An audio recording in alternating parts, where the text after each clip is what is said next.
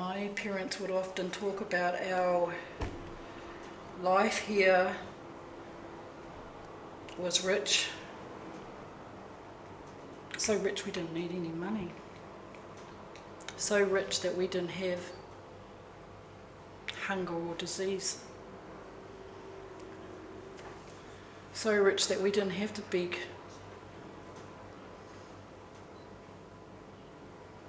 for help to sustain ourselves. So when we were all living around the lake, no roads, just our walkers and walking tracks. They would know when it was time to go and gather kai from the moana, from the lake, from the river, and when it was when that was inaccessible, then it would be the bird hunting. It's true about that ki ki tai, the maunga, from the maunga to the sea is our resource and our cupboard.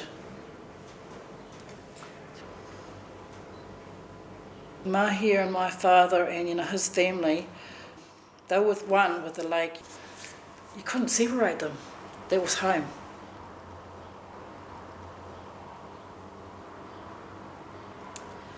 The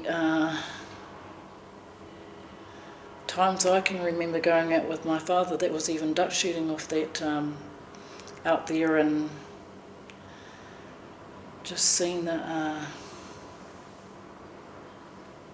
bird life.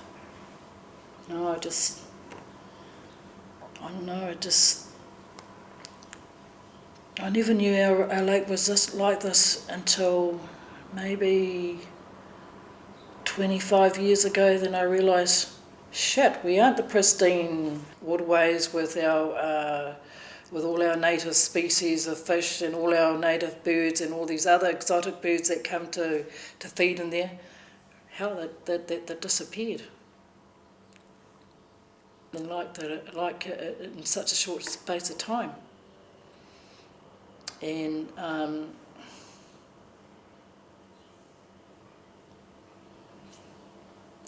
when I was a teenager, I used to watch that lake, and I used to be out there with some of my other whānau that would come and take us out there, and there'd be water skiing. There'd be so much activities going on that on Wairarapa Moana that I don't see that happening anymore. It's like it's too dirty to go and play in now.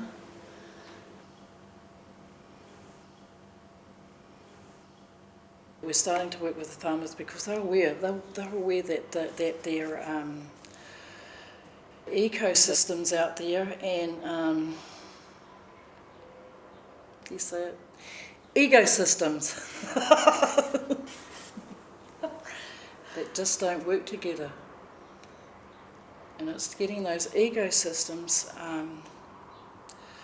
aligned with the ecosystems that we may form some sort of a partnership with the biodiversity of this corridor that comes down to the lake with the native plantings, and trying to increase the native bird species and eradicating the pest species. We call this a mahinga kai concept, where the ki tai, where this is all a part of our human resource to feed us. I actually do feel that our future's a lot better than it was when I was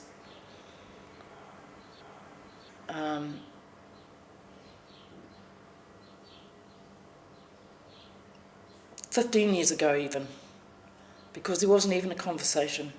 Didn't have these conversations. You didn't have people actually in groups talking about the same same goals, the same aims, and it's just in the Wairarapa alone. There's so much communication, and if we can just collaborate it, and so that we can share this information, and so everyone knows what we're doing and how we're doing it. It's not so, it's not so big then, because we're all doing parts of it.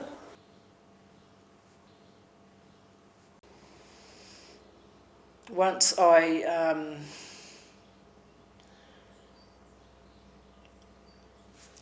aligned with my taonga Māori, with organics, a light switch came on. So it's back to the marae, back to the basics, back to living off the land, back to, self-sustainability. So in that, we need to start thinking about community, about what if, and then start thinking about creating our own food sources, which is the marakai and mahingakai, the fruit trees, the nut trees, and all these things that are going to sustain us so that we do not have to be reliant on the trucks to bring us food.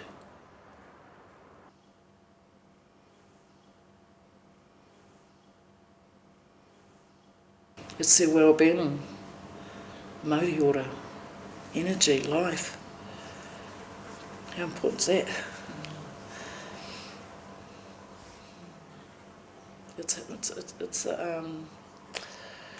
It's part of that well-being, that well-being, that belonging. Yeah. When you belong, it's not that you own anything, it's like it owns you. And that's how I feel about our wai. That's how I feel like in the whenua. I'm just a small contributor as well as beneficiary.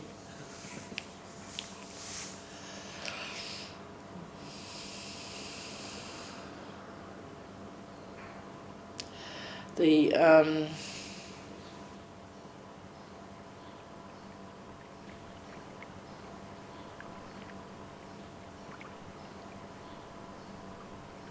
Māori of Wairarapa, I know it's there. I know it just needs to be just more whānau. When you're out there, you feel like you're a part of the system, a part of the universe, just a small part, and you actually feel like, wow, this is what our old folks used to do. This is what they used to do. This is how they felt. I felt, I can feel that, that wairua when you're on there. It's the oneness.